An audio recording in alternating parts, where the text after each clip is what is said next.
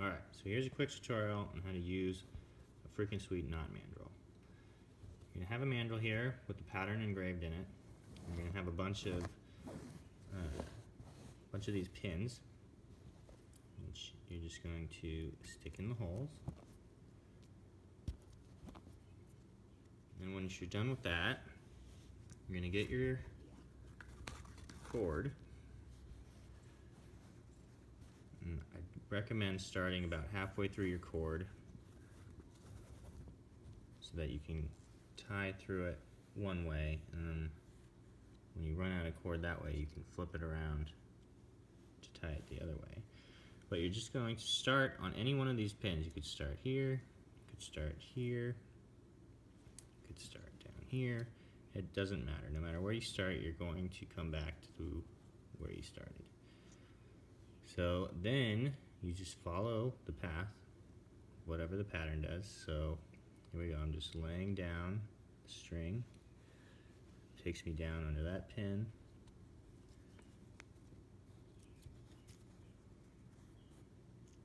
And then here, I cross this other strand. So now the question is, do I go over that strand or do I go under that strand? So to find out, you have to look under the strand here.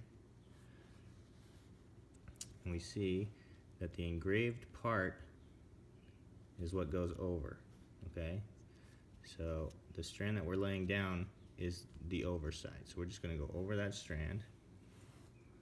Keep going, keep following. Now we get to here.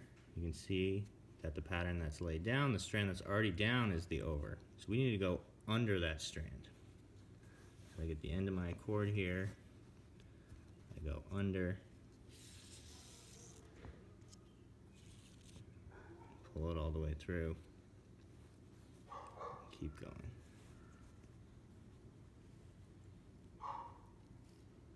Alright, so now we have two strands here, and you always got to be careful. I recommend making sure that the strands that you've laid down are still lined up with your pattern.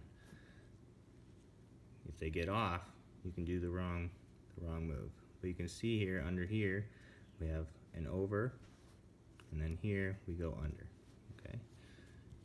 So again, at the end, my strand, go under.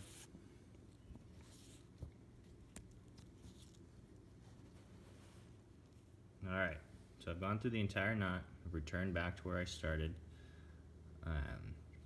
I didn't have much left, so what I'm going to do is going to go with this the other end of my strand and just do this first under here.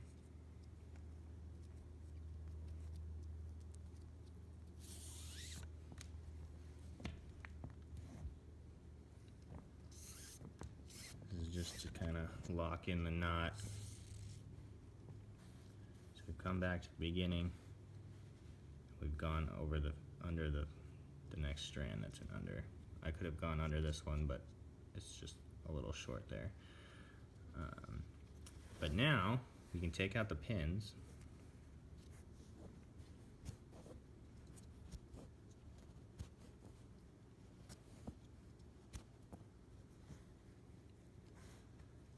And depending on what your knot mandrel is, you can slide it off onto the object that it's going to be on. Or if it's bracelet, you can just leave it on here and follow it through again.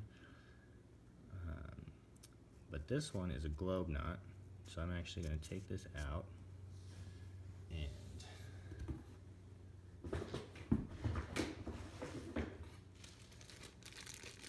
put it onto ball. So this is a 1-inch mandrel.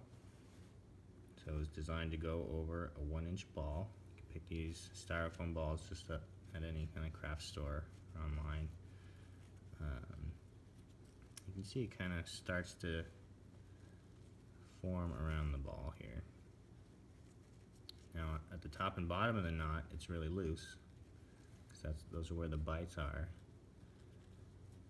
But if we just start to follow the knot through the rest of our strand,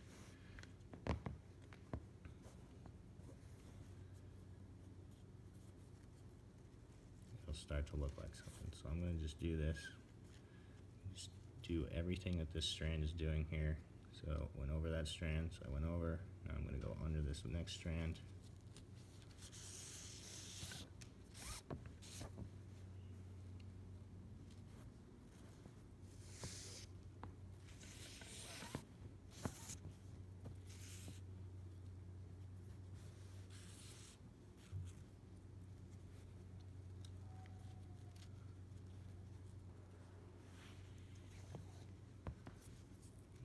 Keep doing this until we get back to the beginning.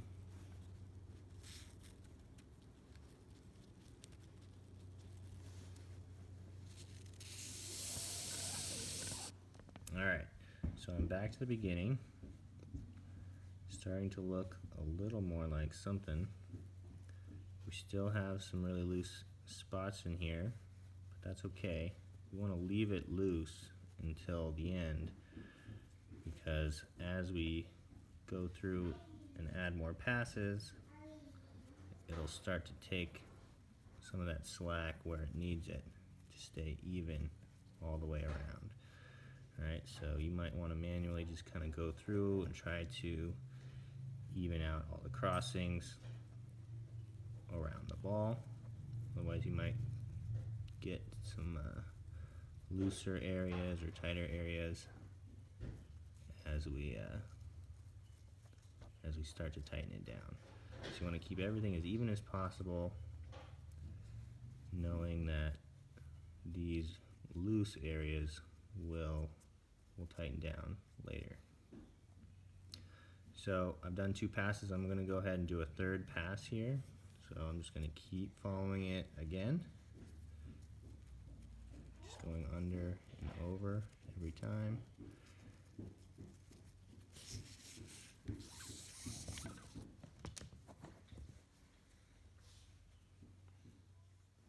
Alright, so I'm almost done here with my 3rd pass. Just going to finish up these last few moves.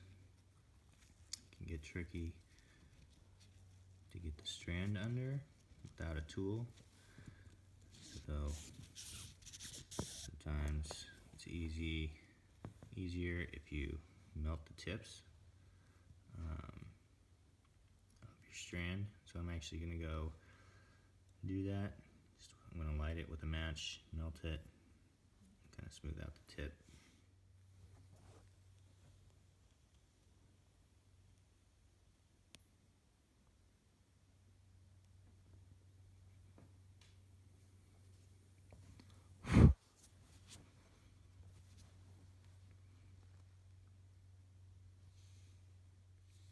Alright, so now I have this nice clean tip.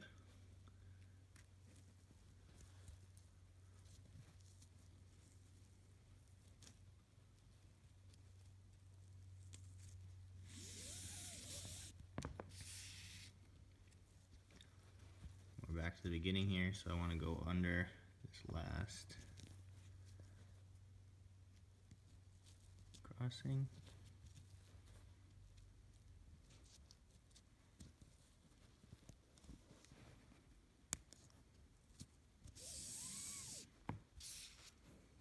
Alright. And there we go. Starting to look like a knot. Now, there is a little bit space left here. I might be able to go around a 4th time, but I'm going to leave it at 3. And now we just need to tighten it down. So I'm just going to start at the beginning here. Actually, I'm going to start here, pull out slack the other way. So if we start here, just follow it back around the same way we just came, and just slowly but surely pull out all of this slack. So we gotta go all the way back through the entire knot. Alright? You don't want to pull it really tight, you just want to pull it enough to get it kind of snug there. If you get too tight right off the bat, You might not be able to get your whole strand back through without uneven tensions around the knot. So after we're done with this, we might go through again if we still have too much slack. But generally this is good enough.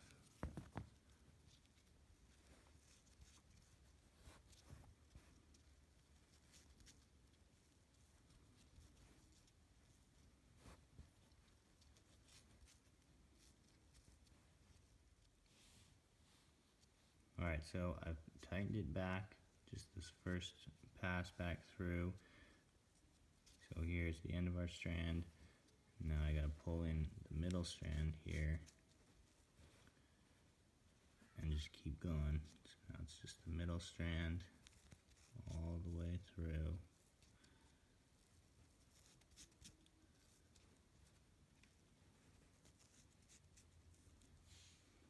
Alright, so I'm almost done tightening. You can see how much slack I've already pulled through.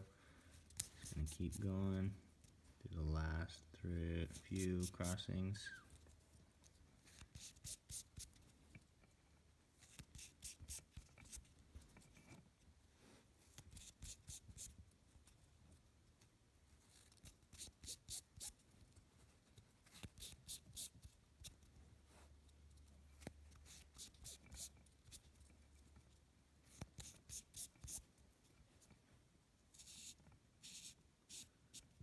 There we go.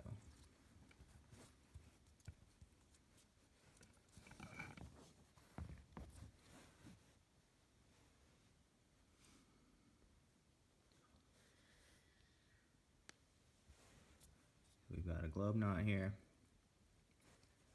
We can trim these ends, which I'll do here with an X-Acto knife, show you.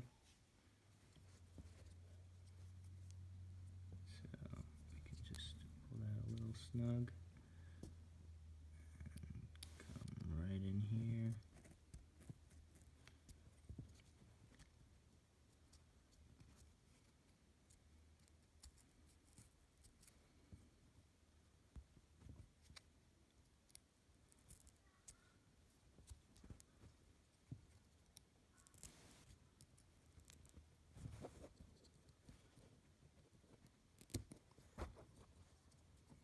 Same thing with this one.